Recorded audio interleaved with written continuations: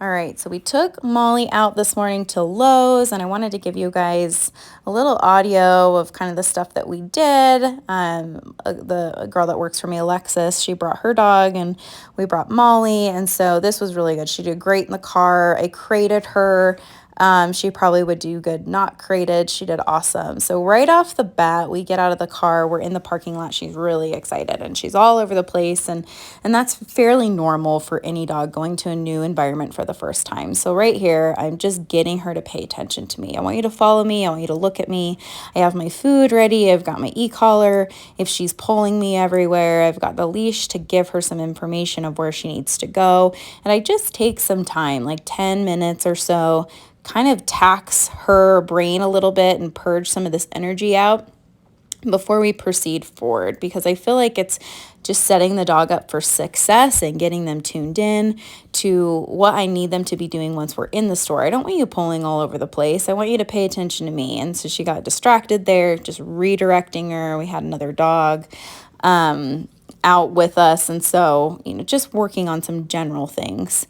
As we get her into the store, what I noticed is she was pretty okay with a lot of the things until we passed a forklift and some of those carts, those lumber carts there.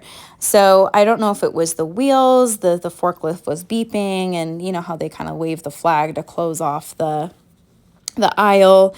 And so both of these dogs are about the same age, 5 months old. And at this age, we start to see just the way that brain development works in dogs is their nervous system is developing as well. And partly what's happening is we've got a little bit of suspicion. There's things that they may or may not have seen before, or maybe have never noticed before, where all of a sudden that this is weird, this is new, this is scary.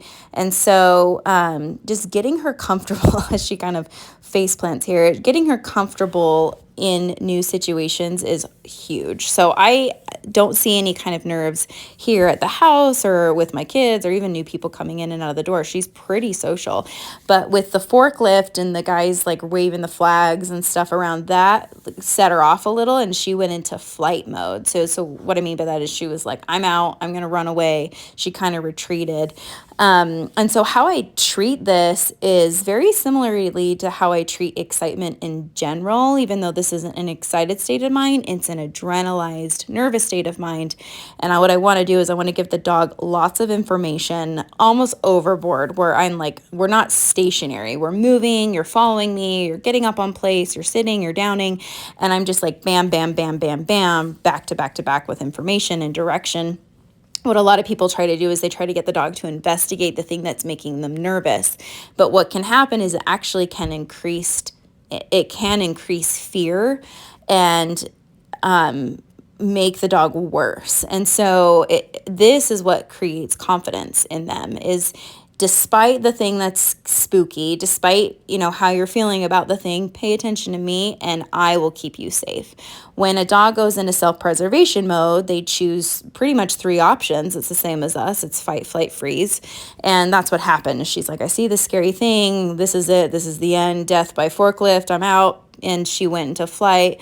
And I'm not necessarily correcting that flight where I'm like getting after her for running away, but I'm guiding her. I'm saying, come back to me, pay attention to me. Don't be frantic. This is what's going to keep you safe. And you can see in her panting, like the store is air conditioned, it's not hot. That nervousness that she had right off the bat, she's like, oh my gosh, that was stressful. And it took her a minute to calm down. And once she calmed down, like the panting subsided and she was a lot better. But you think about just fear in general, it's natural, to have some kind of increased spookiness and wanting to run away and all of these things. And so until we give her that direction, she didn't really know what to do. The forklift right at this part is right behind us. And so she's like, I need to be running away. And I'm just saying, hey, you know what? Just pay attention to me. Pay attention to me. It's coming up behind us. And she's like, I'm out. And I'm just moving away. It's kind of on the opposite side of these carts here. I might show it in the frame here in a second. But just having her pay attention to me. Yep, right there, the flag. She's like, what the crap are you doing? So this is so big for her just to be able to say, it doesn't matter. Can pay attention to me. It doesn't matter. It was the only thing in the store that I saw her nervous about. Everything else she was pretty chill with. Even the Halloween decorations we passed by, she's like, I can handle that, but the forklift was making her nervous. So we want to have a plan with dogs going into situations of like, if you get nervous, this is what you're going to do. If you jump on somebody, this is what you're going to do. If you pee in the store, this is what we're going to do. So we don't want to be deer in the headlights and not have a plan or any kind of direction, because if we do, then it typically goes poorly, because we're not being a leader to our dogs. And when we don't take on that leadership role with them, they will assume that position, and they don't always make the best decisions.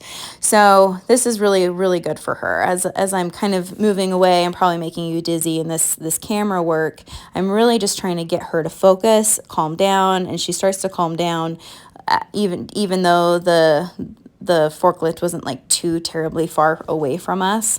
And so she's recovered and she's being really good. All right, so just as we continued on, she calmed down quite a bit. Her panting wasn't as intense. Still occasionally will pant. She's walking. She's got a big body to move, but so much better, so much calmer body language. She occasionally right there would get spooked about the shopping cart. But like I said, again, I don't want to force her to go up to the cart and try to get her over it that way. I want to bring her back in a sense of, come back to me, pay attention to me, and I will give you direction through this. I'm just working on some downstays here, which we've been working a lot on at home. She still needs a lot of help and guidance with me pointing to the ground. So I'm taking what we've been working on at home and applying it here so that she can work through the nerves a lot easier.